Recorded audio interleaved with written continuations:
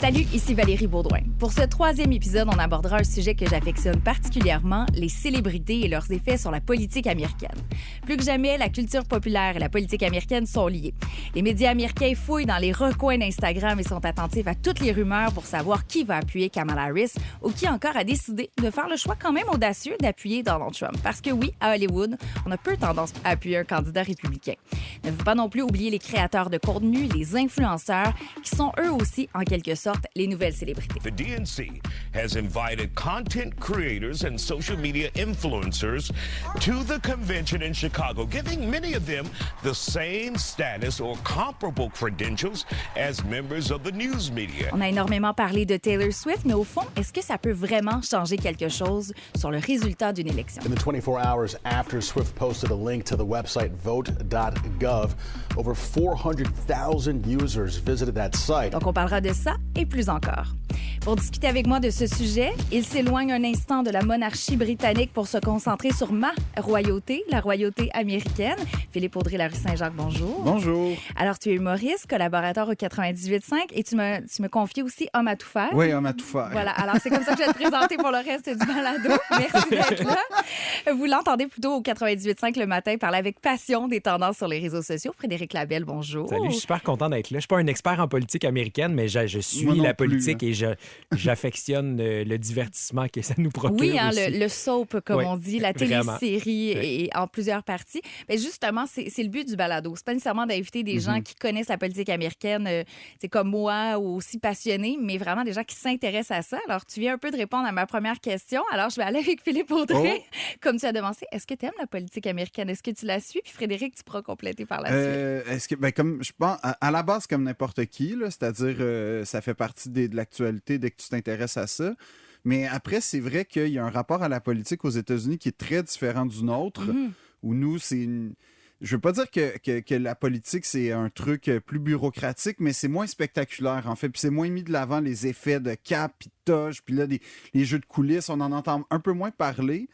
Puis à ce titre-là, d'ailleurs, c'est aussi la raison pour laquelle la politique française m'intéresse beaucoup, parce qu'il y a aussi beaucoup de spectacles et de personnages qui émergent. Oui, beaucoup, en politique forcément. française, il y en a pas mal. Il y en a pas mal. Ouais. Qui n'a pas eu de maîtresse ou des choses comme exact. ça? En fait, c'est plus facile de dire qui n'a pas eu de maîtresse. Ah, OK, parfait. Toi, tu disais, bon, ça t'intéresse, tout ça, tu le vois beaucoup, j'imagine, avec les réseaux sociaux aussi. Est-ce que c'est une fascination?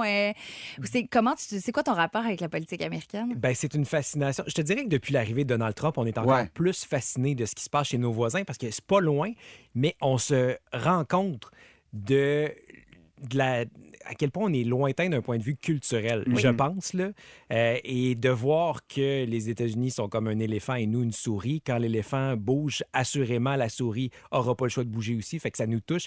Et c'est un peu ça que je trouve intéressant dans le fait de suivre la politique américaine parce que forcément, il va avoir un impact sur nos décisions, puis sur les décisions de tout ce qui se passe dans le monde aussi. Puis est-ce que tu trouves que les tendances, la majorité, viennent des États-Unis, puis après ça, nous, on les reprend des fois avec quelques mois de retard? Ou on est rendu plus rapide à suivre ce qui se passe sur les réseaux sociaux, entre autres? Entre autres, oui, mais il y a beaucoup des tendances qui nous viennent de l'Europe maintenant aussi. Et je pense qu'on s'éloigne peut-être un peu des Américains.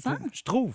OK, mais écoute, c'est toi le spécialiste, mais c'est intéressant, je trouve, de voir chez les francophones, du moins au Québec, là, il y a beaucoup de trucs français qui débarquent chez nous avec un petit délai quand même. C'est drôle parce que je sais pas si tu observes ça, mais mettons, quand moi, j'étais adolescent, c'était vraiment la culture américaine, MTV, Much Music et compagnie. Puis il y avait une espèce d'anglicisation, une espèce qui arrivait dans le langage. Puis là, c'est quasiment le contraire. C'est qu'il y a une espèce de francisation de France, on va dire, dans le langage qui reprennent les youtubeurs français. C'est chelou. Ouais, non, mais des expressions. Mon fils a 10 ans. Puis des fois, il me sort des expressions. Puis là, ça va, le petit français? Là, ouais, je dirais, est-ce que je sais pas? Puis on t'a élevé, on a fait une partie de ton éducation en France. Comme ça me dérange pas. Il y a des expressions que j'ai jamais entendues ou qu'on n'utilise pas à la maison. Puis là, il est comme, non, mais c'est tel youtubeur qui a utilisé ça. Puis là, il est vraiment très excité. Puis c'est vraiment aussi, tu as raison, là, maintenant que vous êtes en train de me le dire, moi, je pense, mon algorithme est très américain. Je sais pas pourquoi. Alors, peut-être c'est pour ça que je suis moins exposée, mais mon fils, 10 ans, s'il regarde des vidéos sur YouTube, c'est vraiment soit ou des traductions douteuses d'influenceurs américains et là, tu te dis, hey, la traduction, c'est épouvantable. Pourtant, il regarde tous les films en anglais. Il dit, non, moi, je veux ça en langue originale. Il essaie de faire son petit fraîchier un peu. mais pour le YouTuber, non, c'est vraiment français avec des expressions. Là, il ne m'a pas encore sorti du coup, mais il en sort quelques-unes. Il est sorti mec l'autre fois et tout ça. Ah ouais, alors, mec. Tant mieux. Mais oui, je suis pour cette variété d'expressions et de langage. C'est mieux que de dire des gros mots. Oui. Et des mauvais mots. Oui, peut-être. Puis une francisation, une double francisation, ça me dérange moins qu'une espèce un délaissement vers l'anglicisation. Oui. Alors, on va lui donner ça. Je vais lui dire ce soir que je J'ai la flemme. Ouais, oui. La flemme. J'ai pas entendu encore ça. Le petit ça sent bien. Non, Ça sent bien. OK, bon, vous me préparez très, très bien. C'est parfait. On parlait aussi, on a parlé brièvement du fait qu'on n'est pas comme ça au Québec. T'sais, on n'a pas cette culture du potin, du spectacle. Des fois, ça arrive. Des fois, on aime ça aussi, savoir un peu ce qui se passe en coulisses. Mais j'ai l'impression que c'est pas quelque chose dans notre culture. Puis même là, ce serait peut-être mal vu de commencer à savoir tout sur la vie personnelle. Je me trompe peut-être. Là, je veux avoir votre avis. Frédéric, qu'est-ce que tu en penses? Bien, d'un point de vue politique, mais même d'un point de vue des vedettes québécoises, le fait qu'on est dans un petit marché, un petit milieu, les politiciens sont nos voisins. Le rapport à la sécurité aussi n'est pas la même. Au Canada, les ministres ont à peu près pas de sécurité. Au Québec, c'est différent. Mais cette proximité-là qu'on a ici est assez unique. Et tant mieux, j'oserais le dire, mais il faut dire que le bassin aussi aux États-Unis est beaucoup plus grand, donc c'est sûr que les potins, il y a un plus grand public pour ce genre de contenu-là qu'ici au Québec. Là. Puis c'est plus spectaculaire aussi, tu sais, je veux dire, c'est pas à la limite, je sais pas si c'est une caricature, mais pas tant. Les vedettes américaines, c'est une autre classe sociale, c'est une autre frange de la société, c'est dans le 1% d'une certaine façon, alors que nous, les vedettes québécoises, t'es croises au IGA pour vrai. Là. Puis je veux dire, la distance, comme dit Fred, non, mais c'est ça, la distance, comme dit Fred, n'est pas si lointaine. Donc, c'est peut-être pas aussi mystérieux. Déjà, il n'y a pas un mysticisme autour de où est-ce qu'ils vivent, à quoi ressemble leur maison et tout ça. Quoique, des fois, oui. Là, quand ça tombe sur centriste, des fois... on aime ça regarder. Moi, je dois avouer. C'est le fun de voir que ça a l'air chez Marie Norcy. Ben, c'est ça. Non, c'est très excitant. Moi, quand je vois quelqu'un partager ça, là, ou là, les émissions de Réno, là, t'es comme, en 8 épisodes, je vais voir comment tu rénoves ta cour. Comme, évidemment que je raterai aucun épisode, mais c'est vrai qu'il y a un rapport, je trouve, puis particulièrement politique, où j'ai vraiment l'impression que les politiciens, pour beaucoup au Québec, c'est des gens qui sont issus des communautés desquelles ils viennent, en fait. Puis moi, j'y crois, là, au Québec, puis c'est ça un peu qui est touchant, c'est que je crois profondément que si tu te lances en politique, c'est parce que tu veux faire une différence. En fait, tous les politiciens que j'ai eu la chance ou la malchance, des fois, de rencontrer, ça partait vraiment d'une bonne intention d'aller... Puis là, à un moment donné, je sais pas ce qui se passe, mais... La vie arrive, la politique, ouais. Mais c'est vrai que puis c'est pas une politique spectacle comme aux États-Unis, même dans les médias. Tu sais, je veux dire, on traite pas le gouvernement comme hey, là, lui, c'est une star, puis là, telle affaire, puis là, il y a des conflits, puis là, c'est même pas comme ça que c'est traité. Donc, ça serait vraiment crowbar, entre guillemets, pour utiliser une très mauvaise expression, de je pense, commencer à intégrer ça. Je fais une mini parenthèse, mais j'ai l'impression qu'il y a des politiciens canadiens, je vais nommer Justin Trudeau, qui sont plus des célébrités à l'extérieur du Canada. Parce qu'à un certain moment, là, les gens trouvaient tellement beau Justin Trudeau. Puis là, sur TikTok, les gens mettaient « Oh mon Dieu, le leader du Canada ». Puis là, c'était des petites vidéos sexy un peu. Là. Il jouait... ici, on ne faisait pas ça. Là. Je veux dire, non, mais tu vois-tu Jean-François Legault manger une poutine à même... Il y a comme de quoi que ça... bon, des frites. C'est ça. Là, tu te promènes en jeans, en T-shirt. Il y a de quoi que ça... La main dans les cheveux. Ouais, c'est ça. Mais c'est... Ouais, je sais pas à quel point ça marcherait. Parce que même les jeunes politiciens ne sont pas comme ça au Québec, d'aussi loin que je me souvienne, en tout cas. Mais on a des protagonistes aussi pas très vedettes en tant que tels. C'est sûr qu'il fut un temps où la classe politique québécoise, c'était des anciens avocats. Disons que c'est moins divertissant que Bob certains... Brun, cravate grise. C'est peut-être moins divertissant que plusieurs on est politiciens. scandalisé quand quelqu'un a des marques, des souliers Louboutin ou quelque chose. Bon, on comprend, il y avait un contexte, là, mais c'est quelque chose qui nous...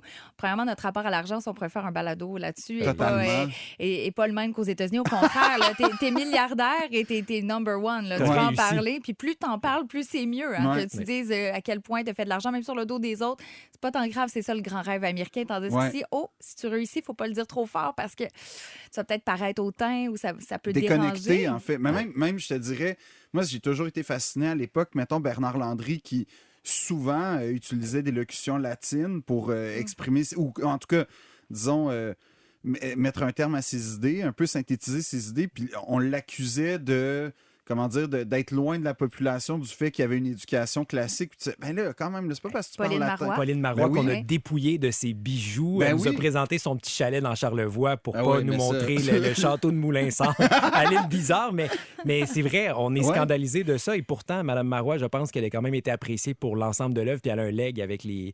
CPE. Là. Tout à fait. Mais le rapport à l'argent est vraiment pas le même, tu as raison. Est-ce que les célébrités se mêlent encore de la politique? Il me semble qu'il y a une époque ici, là, je parle au Québec, par exemple, quand c'était le référendum ou quand c'était des gros mouvements plus du côté séparatiste, le PQ, on semblait plus se mêler de la politique que maintenant. Est-ce que je me trompe? Ben, c'est drôle parce que quand tu m'as invité, je me suis dit, tiens, c'est drôle à quel point on dirait que l'art, appelons ça showbiz, mais l'art et la politique, c'est très associé aux années 70-80, la mouvance souverainiste, puis depuis, c'est plus... Tu sais, j'ai pas souvenir, en tout cas, d'un artiste qui a vraiment pris position pro-libéral, pro-péquiste, Ben, en même temps, quoique... Je pense qu'il y a un discours plus pro, exemple, le Québec, un pays, mais tu sais, dans le mouvement large, le nationalisme ou autre, sans nécessairement dire voter pour tel ou tel parti. Non, puis quand il y a des crises majeures, je pense que là, il y a des... Par exemple, moi, je me souviens très bien de l'époque des carrés rouges, là, en novembre, le printemps érable. Tu sais, là, il y avait une mobilisation d'une certaine façon...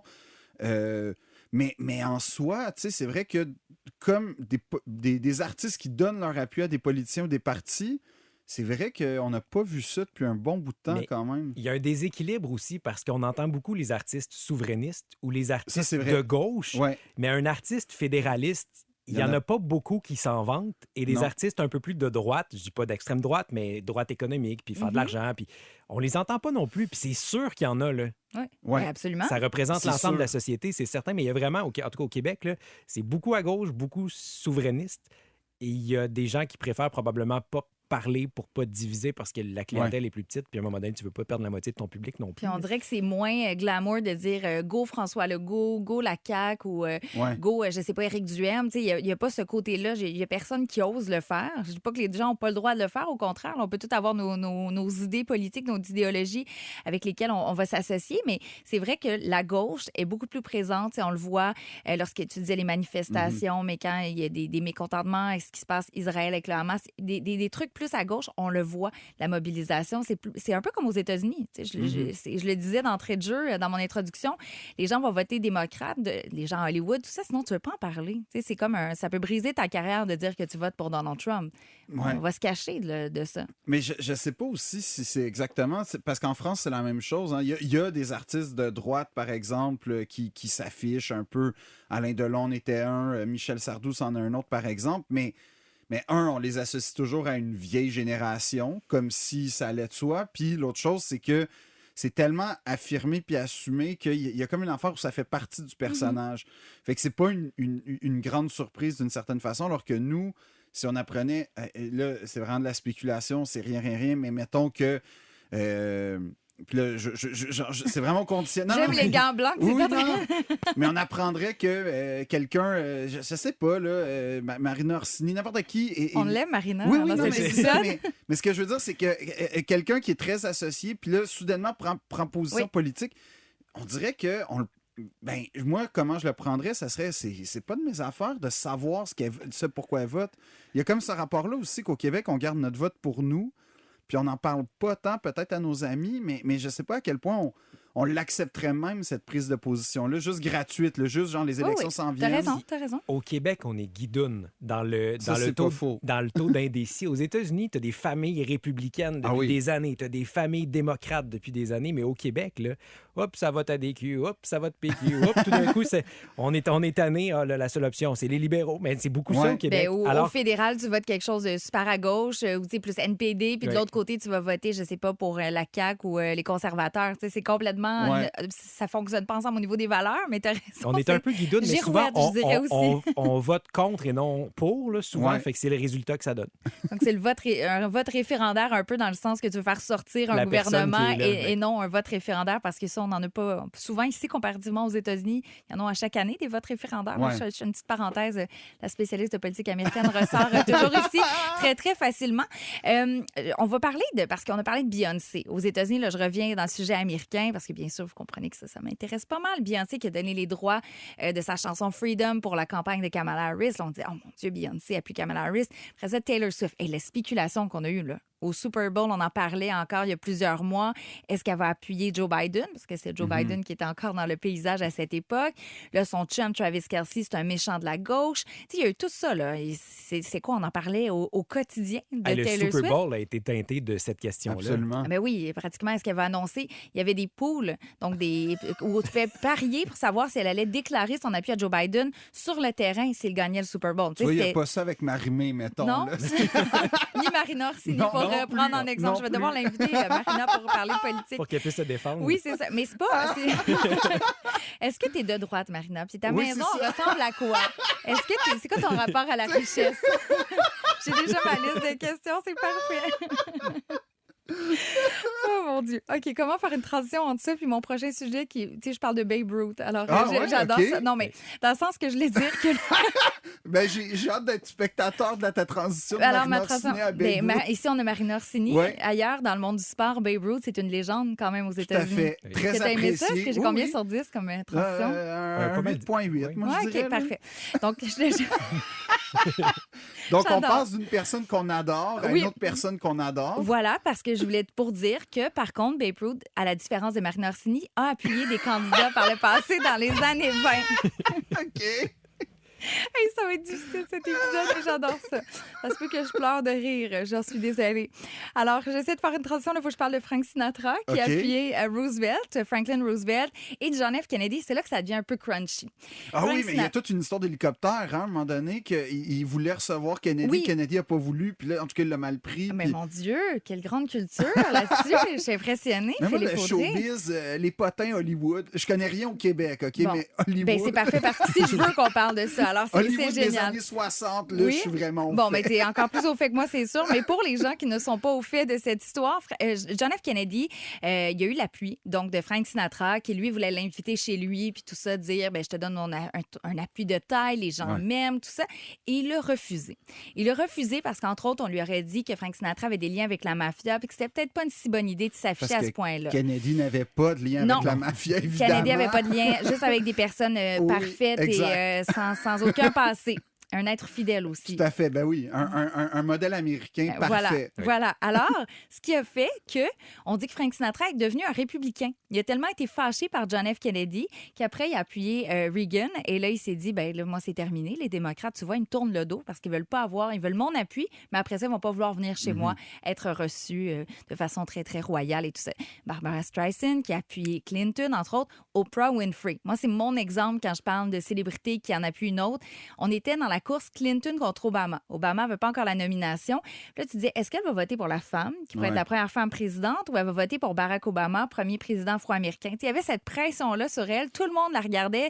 Qu'est-ce qui va se passer? Et on dit que son vote, c'était l'équivalent d'1 million de votes. Après, juste de mais dire ça- son appui plutôt. C'est énorme. Mais c'est j'ai pas de misère à beaucoup. le croire. Cette femme-là est un baromètre de la culture américaine. Là. Oui, De elle ce est qui se passe- aimée. Elle est aimée de ce qui se passe dans les maisons, Ouais. particulièrement auprès de femmes qui sont qui ont des familles, qui travaillent, qui Les fameuses femmes de banlieue là, Les que femmes- les, que- Mais que c'est les ça, gens veulent courtiser. Son chef-d'œuvre, c'est que tu sais, elle est devenue milliardaire, mais elle garde l'image de la femme connectée à la banlieue, à la vie de tous les jours, malgré le fait Ah, qu'elle tout à fait. vit à Montecito dans un palais, là, mais c'est incroyable, ça. Mais quand c'est même. encore la relation avec l'argent, ça va bien Tout aux à fait. États-Unis. On n'a Oui, pas oui. la même chose. Il faut juste rester, pardonnez-moi l'anglicisme, grounded. OK, Que tu vas parfait. faire des câlins sur ton plateau Ouais. aux gens qui vont venir, tu vas donner des chèques, des cadeaux, tu vas être accessible. Donc, Puis Oprah tu tiens Winfrey. avec Bill Cosby puis Puff Daddy puis tout ça. Ah, ben ça, c'est pas l'appui que tu veux OK, avoir. non, mais- Les photos ressortent, hein? Ben On fait oui. une parenthèse, là, Non, parce mais que oui. Puff Daddy, P. Diddy, dépendamment de votre âge et de comment vous avez connu le personnage, qui est accusé, bon, de tous De les tous les crimes crimes du monde. sexuels, de la planète. Là, on ressort les photos. Là, il y a une photo avec Donald Trump, Melania Trump. Là, on dit les noms vont sortir. Puis là, les gens ont peur. Puis là, il y a des photos aussi. Kamala Harris, mais ça, je pense que c'est de l'intelligence artificielle qu'ils ont mis avec lui aussi. Fait que ça, c'est le danger du web. Mais Oprah Winfrey, c'est un meilleur, je te confirme. C'est un meilleur appui. Que Puff Daddy. Oui, 100%. Surprise. En tout cas, à moins que Oprah ait beaucoup aussi, j'imagine, R. Kelly aussi, on peut le mettre là-dedans. Alors, c'est pas drôle, mais OK.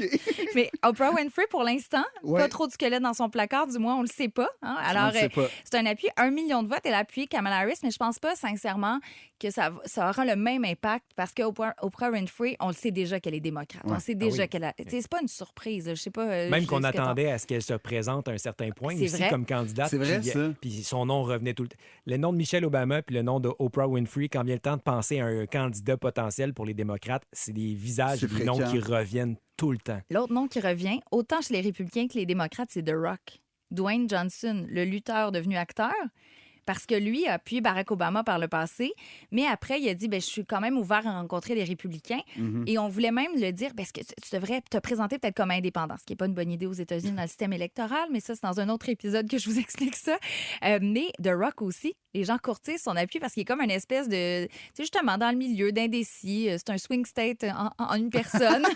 Les gars de gym. Ouais, voilà, alors il y a toujours cet appui-là. Mark Hamill, je ne sais pas si vous le suivez sur X, entre autres, anciennement Twitter, Luke Skywalker dans mon cœur pour toujours.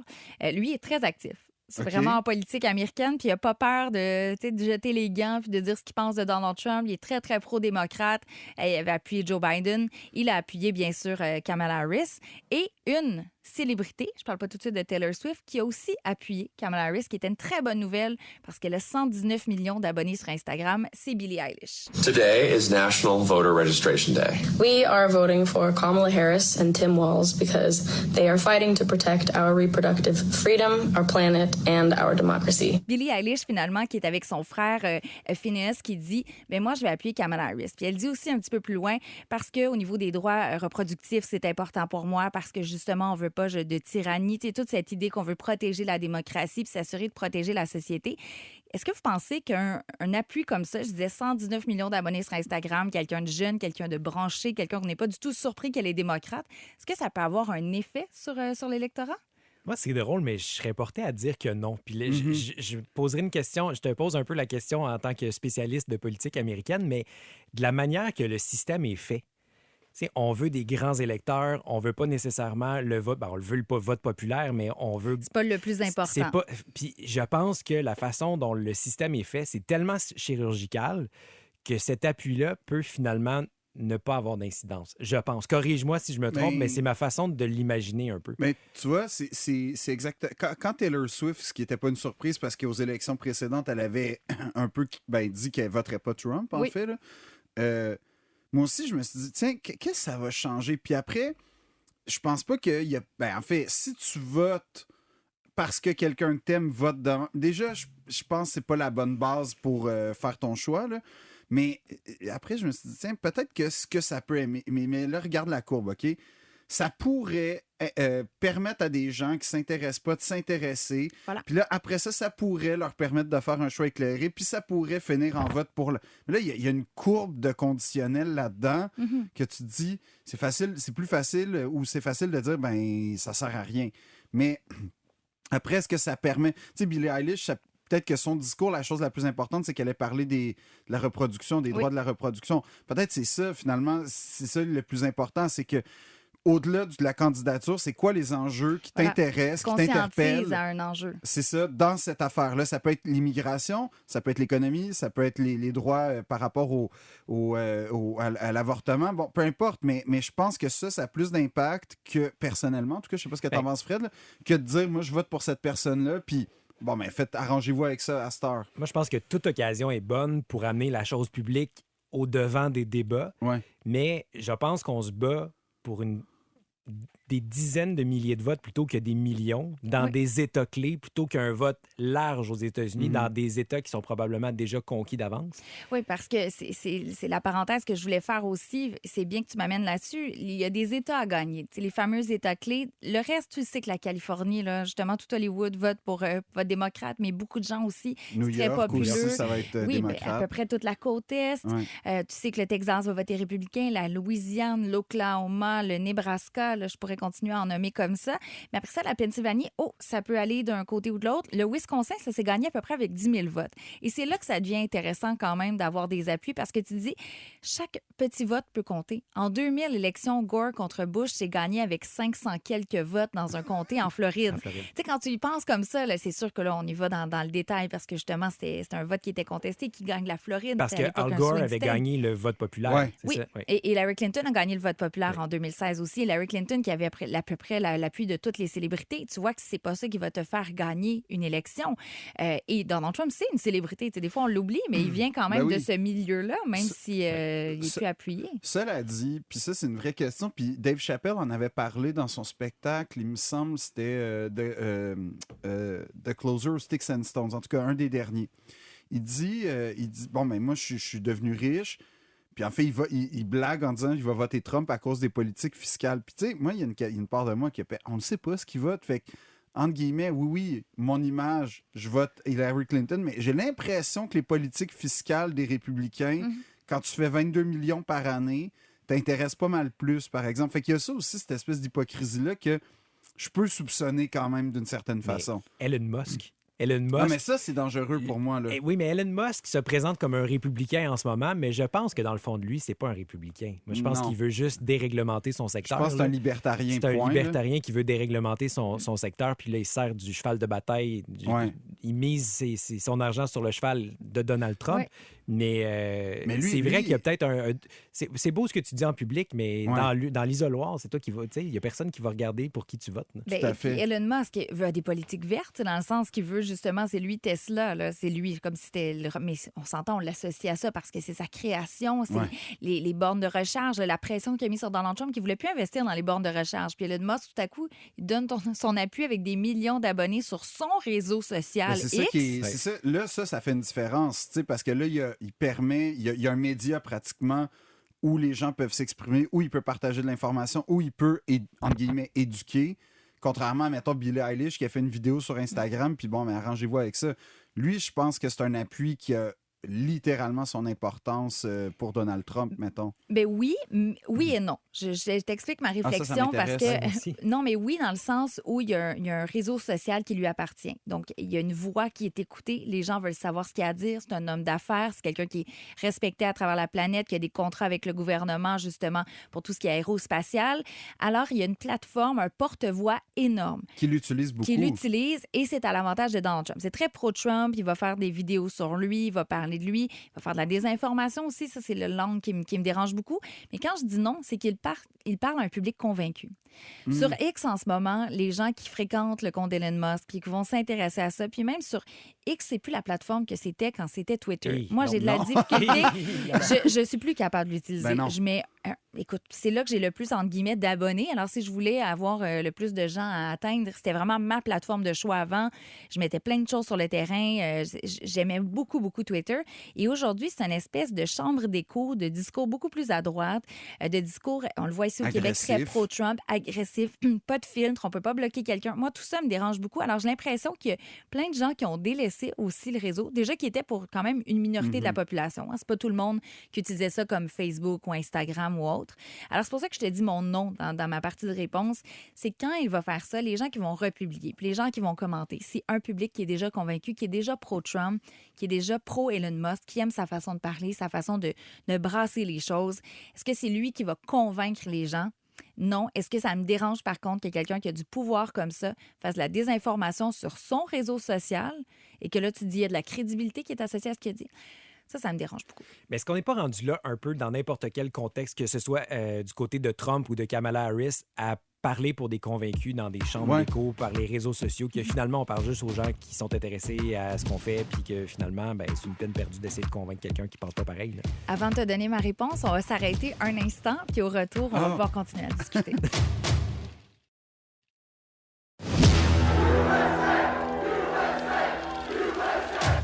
Donc, on parlait il y a un instant des chambres d'écho du fait que tu sois une célébrité comme Taylor Swift, Billie Eilish, que tu sois Elon Musk, tu parles déjà à des gens qui sont finalement convaincus de ton propos. Oui, puis tu vois, Trump, il fait de quoi en ce moment que je trouve...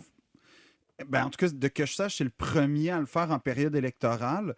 Il a été dans beaucoup de podcasts quand même. Des podcasts quand même, il faut le dire, de bro, là, entre guillemets. Tu sais, c'est le Theo Ah oui, Von... ça existe, ça? Oui, apparemment, Oui? c'est une affaire OK. qui se peut.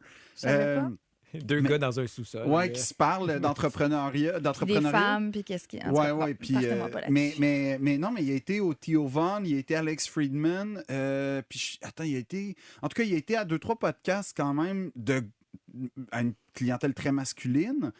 Mais je trouve ça, tu vois, ça, j'ai fait, ah ouais, OK, s'il commence à aller là-dedans, dans ces espèces de médias, entre guillemets, alternatifs, pas dans le sens réalité alternative, mais plutôt parce que c'est un médium alternatif, là, ça m'étonne, en fait, que les démocrates n'aient pas pris d'assaut cette plateforme-là, puis ces plateformes-là, parce que c'est des longues entrevues de 1 heure et plus, en seul à seul, avec du monde pas nécessairement qui sont des vrais... Ils sont très bons en général, mais c'est pas des intervieweurs, c'est pas des journalistes pour la plupart. Non, c'est pas leur profession. Fait qu'ils ont un champ libre pour parler de leurs idées en profondeur. Puis ça m'épate que les républicains ont eu la, entre guillemets, lucidité de faire ça, puis pas les démocrates encore. Bien, c'est aussi chez les démocrates, Kamala Harris, puis ça, c'est, je pense, son défaut numéro 1 en ce moment, c'est qu'elle veut pas se mouiller. T'sais, elle va pas faire beaucoup d'entrevues, elle va pas aller dans des endroits comme ça. Ce qui va le faire, Barack Obama a participé à des balados. Il y a des gens, Michelle Obama le fait assez régulièrement, bien régulièrement en étant l'ancienne première dame des États-Unis, là, peut-être pas comme nous, on a le goût de participer à ça assez souvent.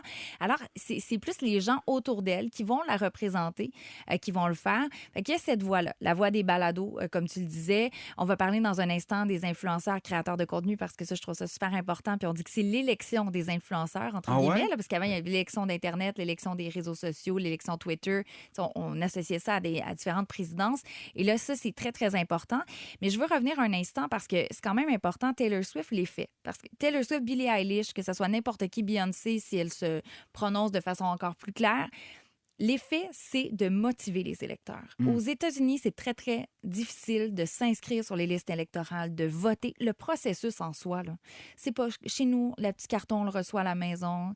On doit juste aller, notre employeur nous donne du temps hors du travail pour y aller. On arrive avec la petite règle, ton nom, le pif, le nom. Tu sais, le bon vieux temps, là, illustré en une séquence de 10 minutes. Il n'y a pas comme aux États-Unis de vide par balle, de gardien de sécurité, de manifestants à l'extérieur. Oui, maintenant, ils en ont installé dans beaucoup de bureaux de vote. C'est triste. Parce qu'ils ont peur que les gens, justement, parce qu'il y a tellement d'allégations de fraude puis de gens qui vont falsifier les documents, avoir des sacs carrément avec des bulletins de vote pré-remplis pour le candidat opposé, que oui, il y a des gens qui travaillent dans les bureaux d'élection qui ont dû, dans les bureaux de vote, engager de la sécurité privée aussi aux dernières élections de mi-mandat parce qu'il y avait trop peur, justement, à l'effet que ça peut avoir.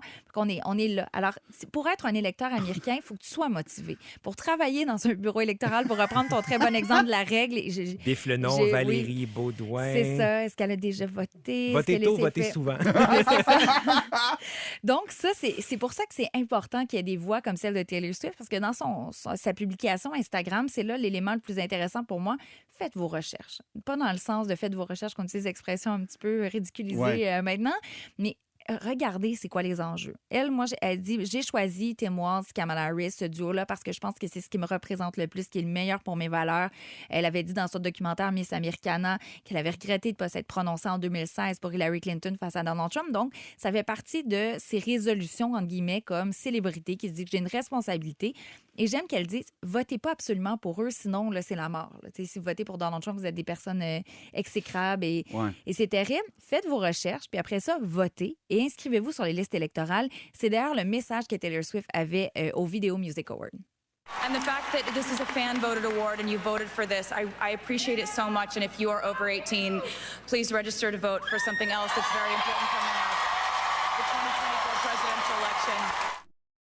Ça, pour moi, c'est beaucoup plus important, de dire aux gens d'aller voter. C'est ce qu'elle dit, si je traduis très, très rapidement. Elle dit, vous avez voté là, pour moi, pour un prix là, que je suis très, très fière d'avoir.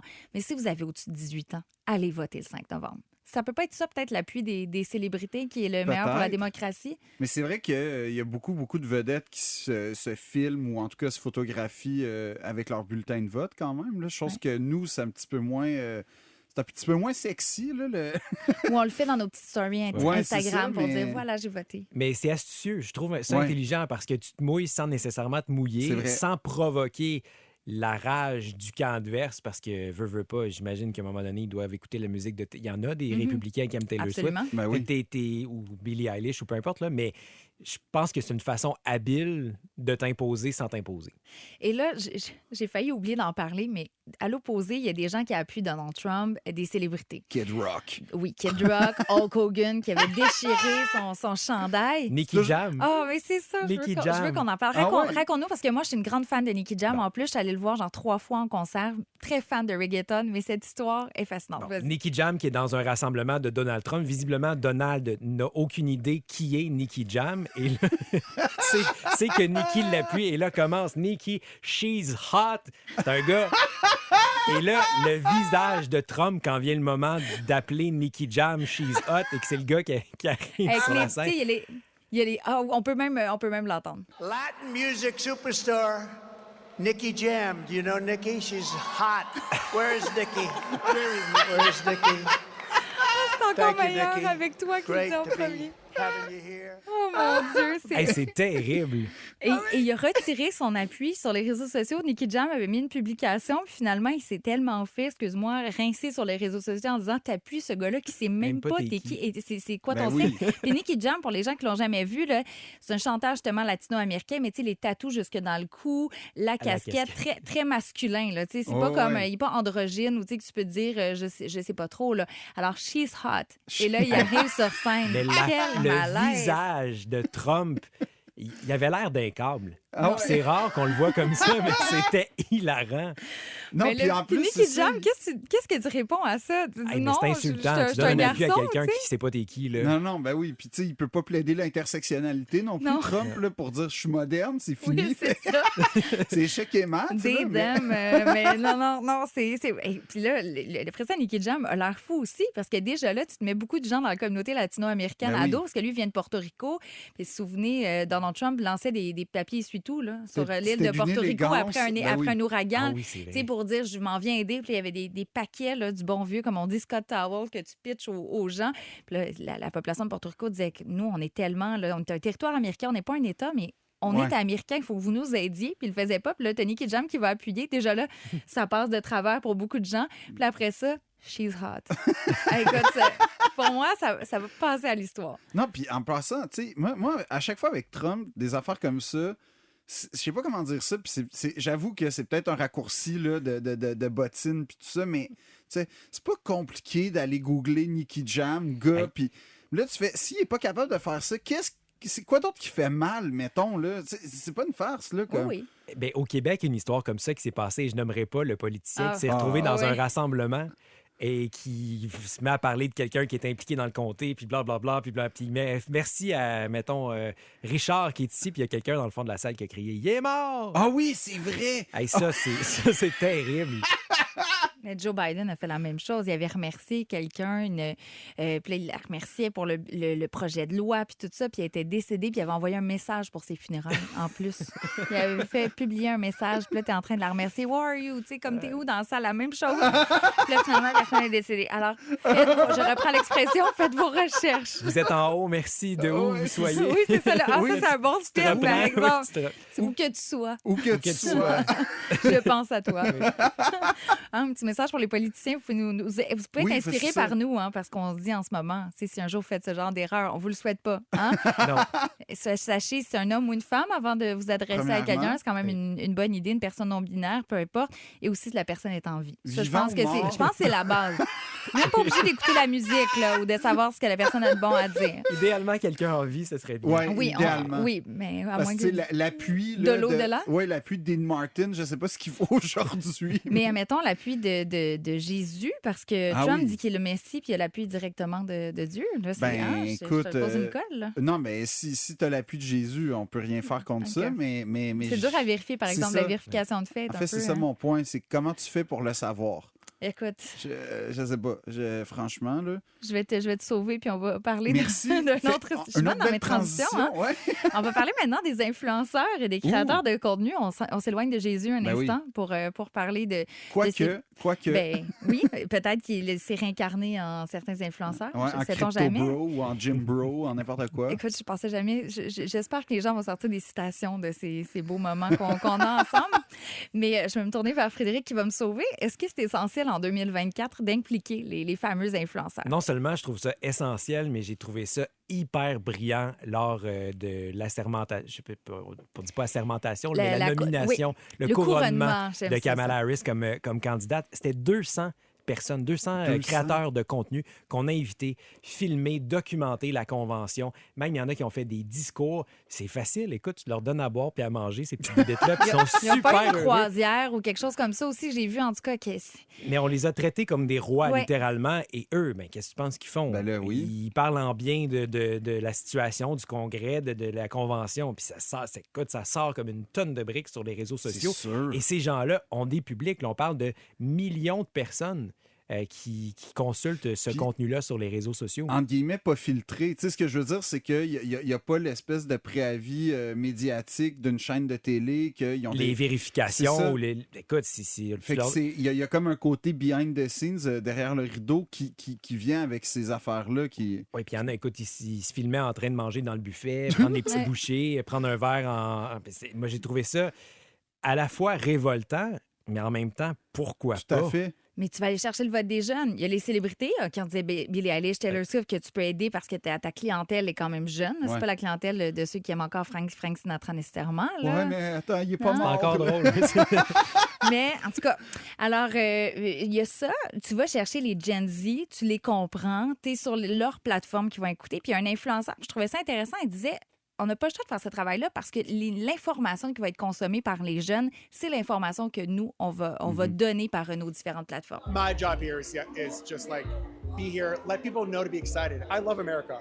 I love all of this, and like it's okay to be excited about that. The audience that I'm reaching, this is what they watch. They don't have cable.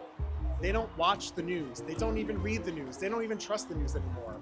They'll trust us more than mainstream media, unfortunately. C'est la fin. Mais j'aime qu'ils disent « unfortunately », par exemple. Oui, c'est ça. Mais il dit, on est là, c'est notre travail. Il dit, les gens vont plus regarder, ils n'ont pas le câble, ils vont pas regarder les nouvelles traditionnelles, les médias d'information traditionnels. Ils vont vouloir entendre ce qu'on a à dire et ils ne croient plus ou n'ont plus confiance envers les médias, malheureusement. C'est comme ça qu'il a terminé. Alors, ça rejoint un peu ça, le fait que c'est nécessaire de les avoir comme courroie de transmission entre le parti politique et les jeunes. C'est à la fois nécessaire et à la fois dangereux et triste. Parce que en même temps, rendu là, les deux camps pourraient avoir leur propre bataillon de gens qui disent n'importe quoi. De ce point de vue-là, c'est flippant. Là. Mais de l'autre côté, si on était à leur place, ces équipes politiques-là, hey, tu peux faire du spin puis ça te coûte rien. Mais ça te coûte des bouchées puis de la bière. C'est ça te coûte rien parce qu'ils font leur propre contenu, ils filment à leur façon, ils parlent le langage qui est déjà compris par leur auditoire. Fait que c'est vrai que c'est avantageux, mais tu vois, en France, il y a eu je sais pas à quel point ça a été un scandale, mais je sais pas si tu étais au courant de McFly et Carlito qui sont allés à l'Élysée. En tout cas, c'est des gros YouTubers français, McFly et Carlito. Ils reçoivent du monde en faisant des petits jeux puis tout ça. Et à un moment donné, je sais pas trop la courbe, en tout cas, faites vos recherches justement, mais ils finissent à l'Élysée avec Emmanuel Macron. Puis pour Macron, c'était comme un gros c'était un gros statement déjà de recevoir des YouTubers à l'Élysée parce que c'est un peu la Maison-Blanche des États-Unis, de la France. Puis là, après, ça a été hyper mal reçu, autant par la classe politique que par les médias, que par même les gens qui suivent sur YouTube. Leur vidéo. Oui, parce qu'en fait, c'était comme deux choses qui n'auraient jamais dû être croisées, la politique et YouTube. Puis là-bas, ça a vraiment été reçu comme une erreur, quelque chose, limite la propagande, je te dirais, de part et d'autre, tu vois. Et les McFly et Carlito, ils ont plus ou moins mis sur la glace leur chaîne. Emmanuel Macron, il n'en parle jamais. Il n'est pas vraiment revu dans les affaires de YouTubers. Puis il y a vraiment une scission, il y a peut-être une expérience malheureuse, mais je trouve ça incroyable comment deux pays qui ont la politique spectacle traitent ça différemment, en fait, aussi, en ce moment. Mais il y a les personnalités aussi. Il y en a qu'il faut dire qu'ils l'ont pour... Ils ont, ils ont le doigté pour être bons dans ces affaires-là, mais il y en a d'autres qui ont zéro charisme pour ça. Puis non, mais si tu as de la misère à avoir du charisme dans des trucs montés ou des entrevues, les réseaux sociaux, là, ça ne pardonne pas. Ouais. Tu as juste l'air encore plus... tu sais, les jeunes disent... T'as l'air plus fou? Non, moi, c'est mon expression de millénium, mais... cringe. Oui, c'est cringe. Oui, ça, j'utilise aussi. T'as l'air cringe. Ouais. C'est littéralement ça. Puis Macron en est un solide exemple. Mais je trouve qui n'est pas cringe, pour reprendre l'expression, c'est Kamala Harris sur TikTok. Écoute, la campagne qu'ils font, c'est pas elle, mais c'est des gens, on dit tous, qui sont presque de la génération de Gen Z. Donc, la majorité sont jeunes, sont en bas de 30 ans. Ils comprennent c'est quoi l'algorithme TikTok. Ils comprennent c'est quoi qui fonctionne bien avec les jeunes.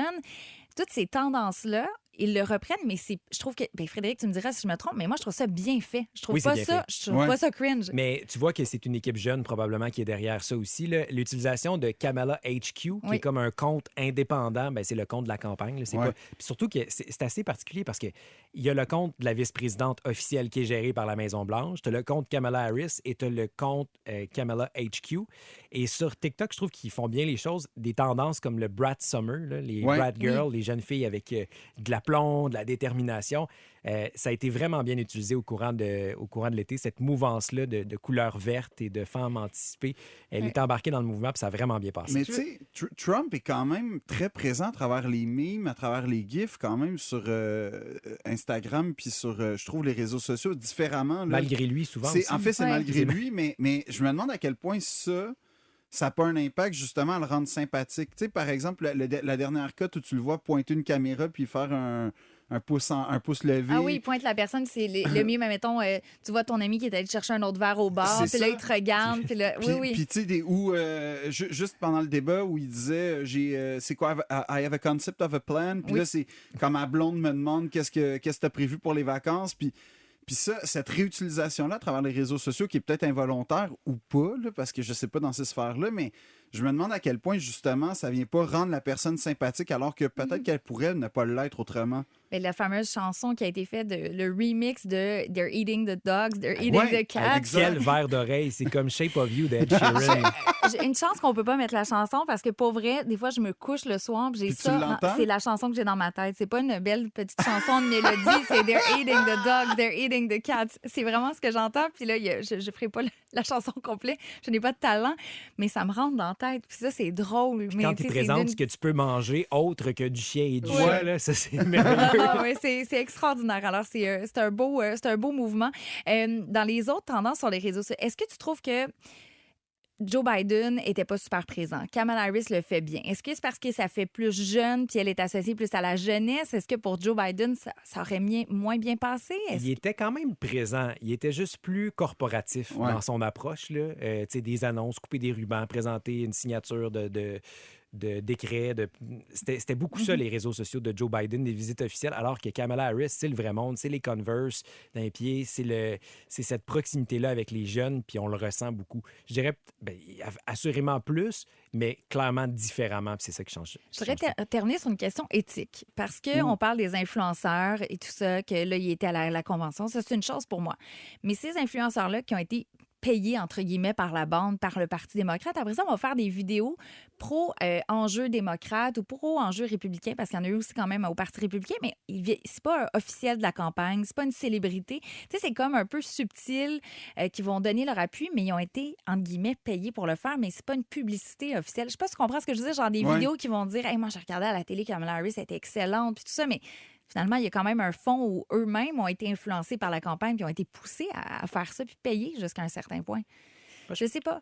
Je pense qu'aux États-Unis, je sais pas, je connais pas le cadre réglementaire des publicités électorales aux États-Unis. Tout peut être fait pour le nombre de milliards que tu veux à peu près. Mais je parle éthiquement. Mais éthiquement, non, mais ils ont le droit de le faire. Je suis pas sûr qu'ils pourraient le faire de cette façon-là ici au Québec ou au Canada de la manière que nos lois sont faites. Mais si c'est permis, c'est sûr qu'ils le feront. Est-ce que c'est éthique?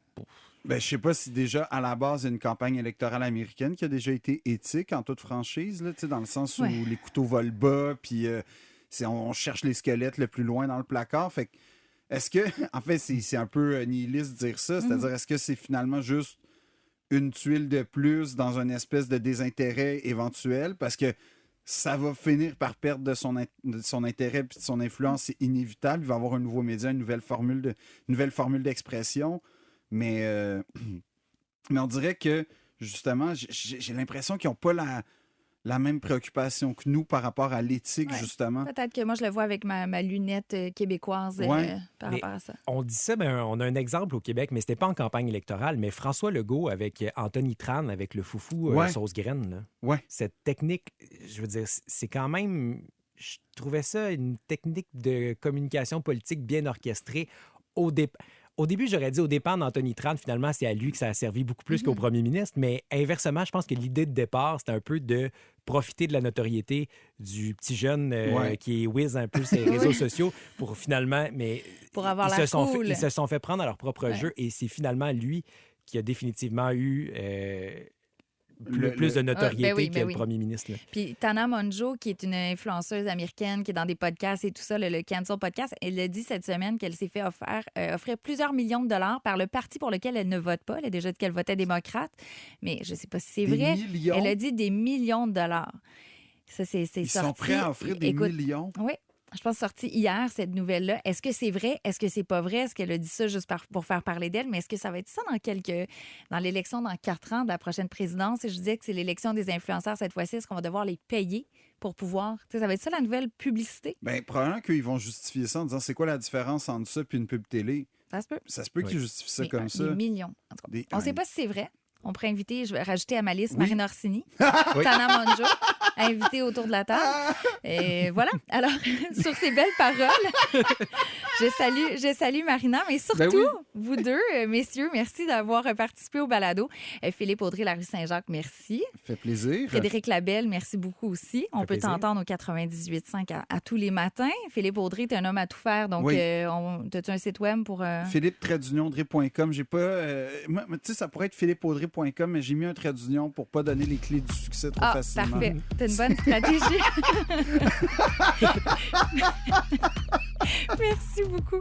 On se retrouve dans une semaine pour le prochain épisode de Miss America.